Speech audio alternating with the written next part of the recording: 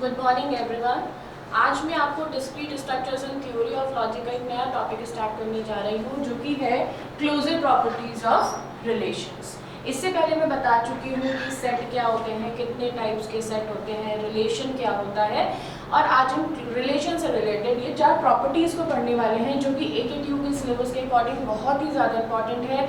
इस पे बेस्ड आपको क्वेश्चन यूनिवर्सिटी एग्जाम में फॉर श्योर मिलेगा। तो देखते हैं कि क्या क्या क्लोजर प्रॉपर्टीज होते हैं रिलेशंस में। तो क्लोजर प्रॉपर्टीज की जब मैं बात करती हूँ रिलेशंस में, फर्स्ट वन इज रिफ्लेक्सिव हम पढ़ेंगे, then symmetric, then transitive relation, anti symmetric relation. अगर कोई भी रिलेशन, पहले तो रिलेशन में बता चुकी हूँ होता क्या है, जो रिलेशंस डिफाइन होते हैं वो ऑर्डर्ड पेयर्स में डिफाइन होते हैं। जैसे सेट में इंडिविजुअल एलिमेंट्स होते हैं, रिलेशन में उनकी ही मैपिंग हो जाती है और पेयर्स बन जाते हैं। तो वो जो ऑर्डर्ड पेयर्स का जो ग्रुप है उसको हम रिलेशन कहते हैं। अगर कोई भी relation first property that is when reflexive को अगर फुलफिल करता है तो हम बोलेंगे कि रिलेशन इज रिफ्लेक्सिव। अगर वो सिमेट्रिक फुलफिल करता है then it is symmetric, transitive then it is a transitive relation, and if it is satisfying anti symmetric then the relation is anti symmetric. तो ये कुछ क्लोजर प्रॉपर्टीज हैं, बहुत ही ज़्यादा इंपॉर्टेंट टॉपिक है ये एग्जाम की पर्सपेक्टिव से। तो इसको देखते हैं कि क्या क्या प्रॉपर्टीज होती हैं। तो सबसे पहले हम लोग पढ़ने जा रहे हैं that is one reflexive. Reflexive है क्या?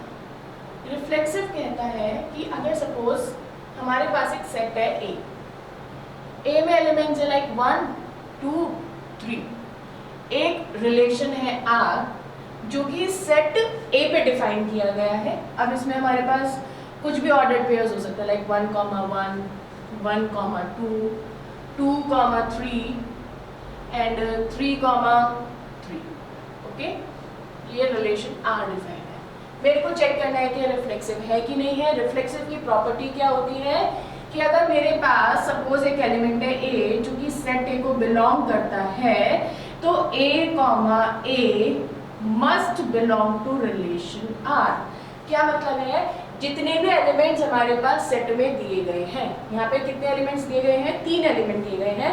हर एलिमेंट के रिगार्डिंग मेरे को यहाँ पे ऑर्डर्ड पेयर मिलना चाहिए। किस तरीके से? A, मतलब फर्स्ट एलिमेंट क्या है हमारे पास A में 1, तो मेरे को इस 1 के रिस्पेक्ट में रिलेशन R में 1, 1 मिलना चाहिए, जो कि यहाँ पर प्रेजेंट है। ठीक, इसी तरीके से अब यहाँ पे क्या है? 2, 2 सर्च करो, क्या 2, 2 है? 2, 2 does not belongs to R, so it is not a reflexive relation। जबकि 3 के रिगार्डिंग 3, 3 हमारे पास प्रेजेंट है। तो 1 के रिगार्डिंग 1, 1 है, 3 के रिगार्डिंग 3, 3 है, लेकिन 2 के लिए 2, 2 अवेलेबल नहीं है।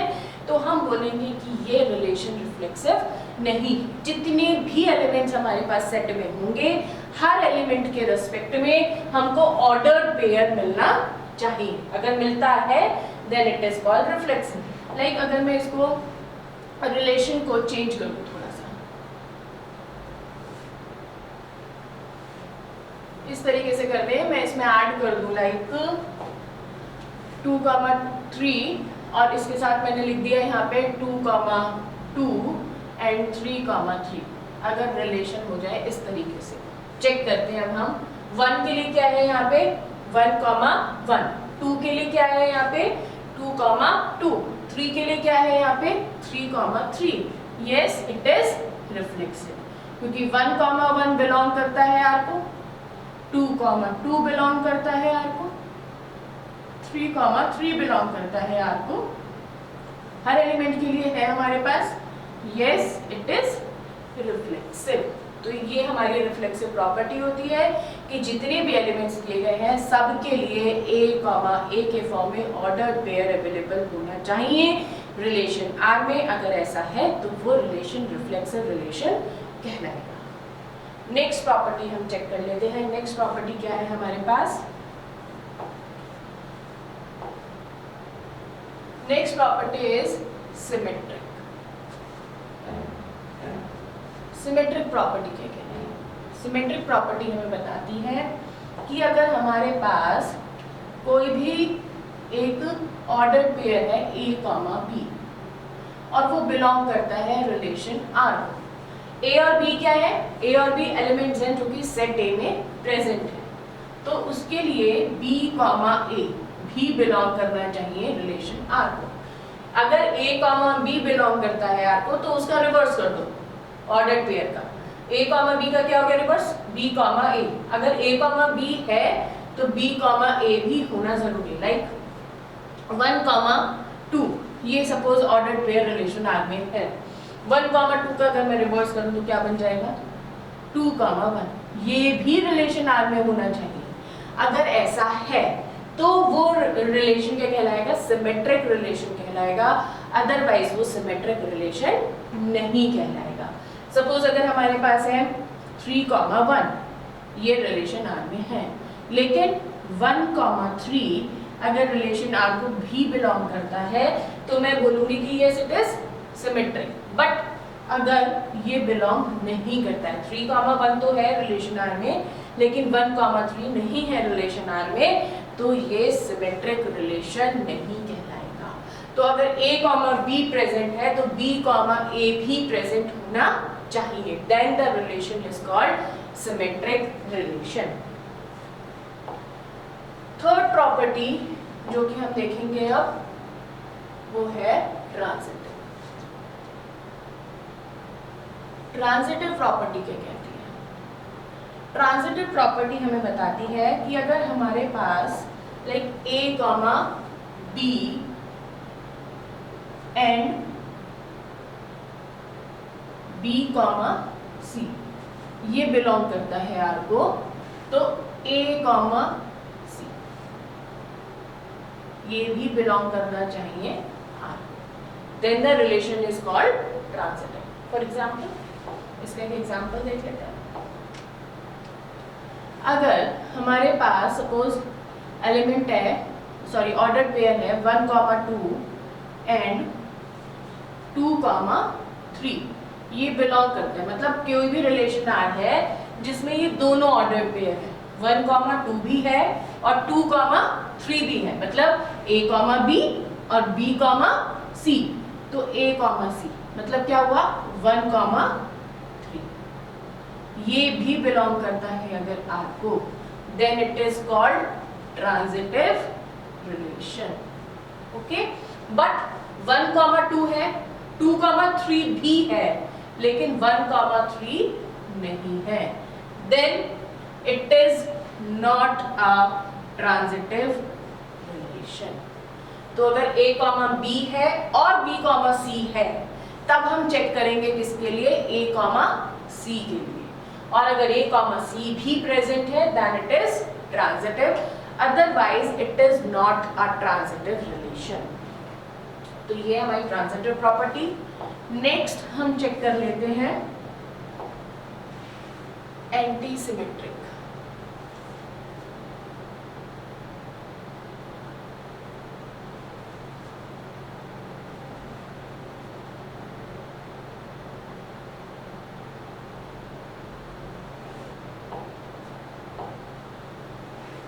एंटी सिमेट्रिक में क्या है? अगर A कॉमा B बिलोंग करता है relation R, B comma A belong करता है रिलेशन R, बट एक कंडीशन है इस केस में। अगर देखो यहाँ तक अगर हम देखें A कॉमा B बिलोंग कर रहा है R को, B कॉमा A बिलोंग कर रहा है R को, तो ये कौन सा प्रॉपर्टी हो जाएगा? मैंने आपको सेकेंड प्रॉपर्टी बताया था सिमेट्रिक, तो ये सिमेट्रिक हो जाएगा अगर A कॉमा B है और उसका रिवर्स B कॉमा A भी प्रेजेंट है, तो it is called symmetric relation. लेकिन हम बात कर रहे हैं यहाँ पे किसकी? एंटी सिमेट्रिक की। तो जब एंटी सिमेट्रिक की बात करते हैं तो A कॉमा B बिलोंग करता है R को, B कॉमा A भी बिलोंग करता है R को, बट कंडीशन क्या है? A is equals to B, A और B क्या होने चाहिए? हमारे इक्वल होने चाहिए। अगर ऐसा है तो वो क्या है? आपका एंटी सिमेट्रिक है, अदरवाइज नहीं है। अब इसका एग्जाम्पल मतलब देखते हैं कि किस तरीके से हम इसको सॉल्व करें। सपोज अगर मेरे पास एक रिलेशन है, एलिमेंट दिया है 1 कॉमा 1, 2 कॉमा 3 एंड 3 कॉमा 4 2,4 और 2, ये रिलेशन आ रहा है। अब इस रिलेशन आर में देखो, चेक करो। अगर मैं बात करती हूँ कि 1,1 बिलोंग करता है आर, तो इसका रिवर्स भी क्या हुआ? 1,1 यस बिलोंग करता है। चेक करो, क्या A is equals to B है? यस। 1 इज इक्वल्स टू 1 है। एंटीसिमेट्रिक सेटिस्फाई हो रही है, एंटीसिमेट्रिक है। अगला नेक्स्ट क्या है? 2,3, क्या 2,3 क्या 3,2 है? 3,2 अवेलेबल नहीं है।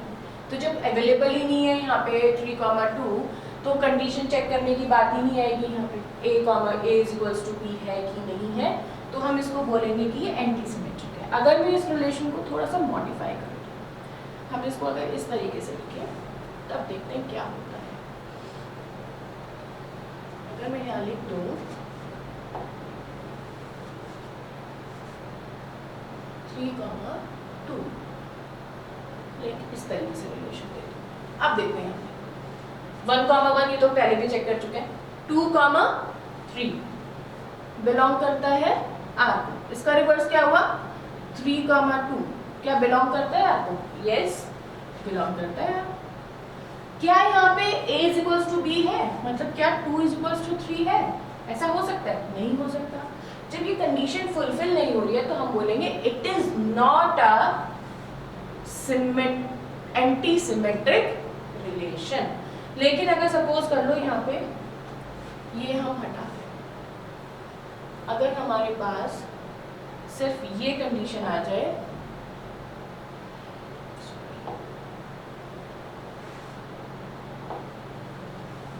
2,2 3,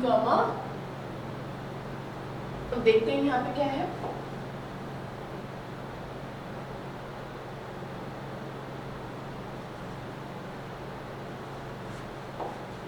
अगर 1,1 है, उसका रिवर्स क्या हुआ? 1,1 का 1,1 क्या 1,1 बिलोंग करता है आपको? हाँ। क्या 1 इज इक्वल्स टू 1 है? हाँ। तो ये क्या हो गया? एंटीसिमेट्रिक। नेक्स्ट पेयर में 2,2 बिलोंग करता है, इसका रिवर्स क्या हुआ? 2,2 बिलोंग करता है आपको, तो 2 is equals to 2, condition is satisfied, it is antisymmetric. Same manner में 3,3 के लिए 3,3 का रिवर्स क्या हुआ? 3,3 क्या 3 इज इक्वल्स टू 3 है? Yes, so it is antisymmetric. तो ये हमारे 4 प्रॉपर्टीज हैं जिनको हम क्लोजर प्रॉपर्टीज ऑफ रिलेशंस बोलते हैं, बहुत इंपॉर्टेंट है।